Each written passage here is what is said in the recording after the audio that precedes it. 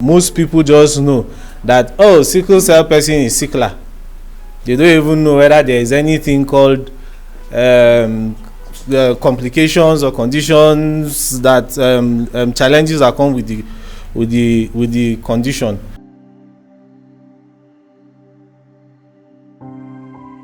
This is Sickle Cell Media and Enlightenment Center. Like I said, this organization was started in 2019. We started the organization as a result of trying to get stories from people that live with sickle cell, and then it was Sickle Cell Movement and Advocacy Group.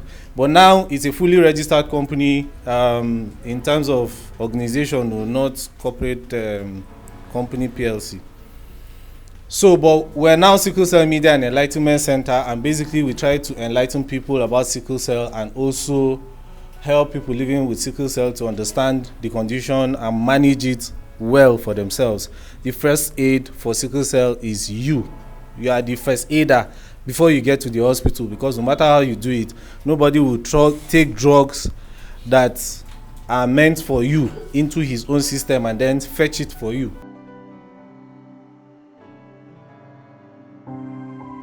When he was talking about, when Jenny mentioned crisis and he said he doesn't really have an idea of what crisis is, I like people finding out for themselves. Alfred, help us with the crisis explanation.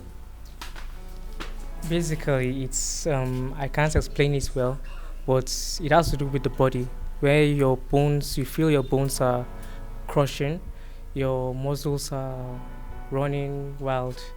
Basically, that's what it is to my definition. Please pass on to the next warrior. Let's get. Okay.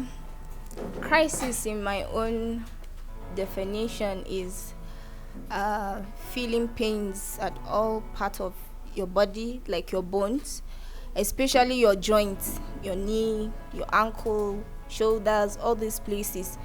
We do have crisis there, and then you feel the pain, like it's so much, like it's a piercing dagger or knife that passes through your bones.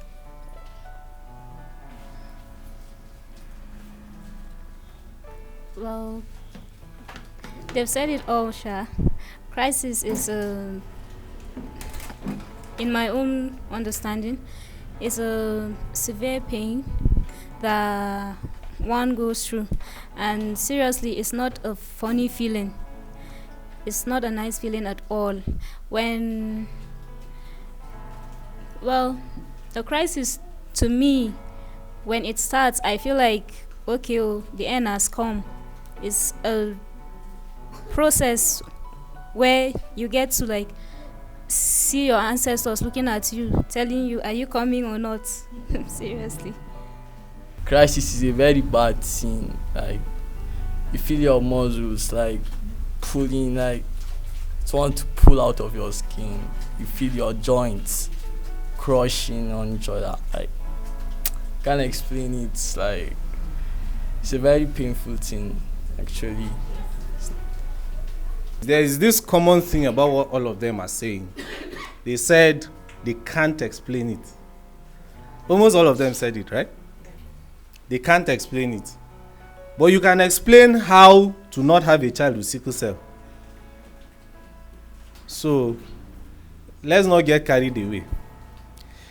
We've lost a number of warriors from last sickle cell day to this year. And it's not an experience that you really want to go through. For a warrior to lose a warrior is like you are next. Like, okay, if you have your next episode, just brace yourself, you're going to die. It's psychologically draining. Personally, I don't have sickle cell, but I've seen people die. Friends, people that I go to see. Sometimes I see them in the hospital, sometimes I see them at home. We talk. Everybody has vision. Everybody has dreams, you know. And then next minute they are telling you this person is gone. We build a community where we can have a conversation about sickle cell and enjoy ourselves as much as we can.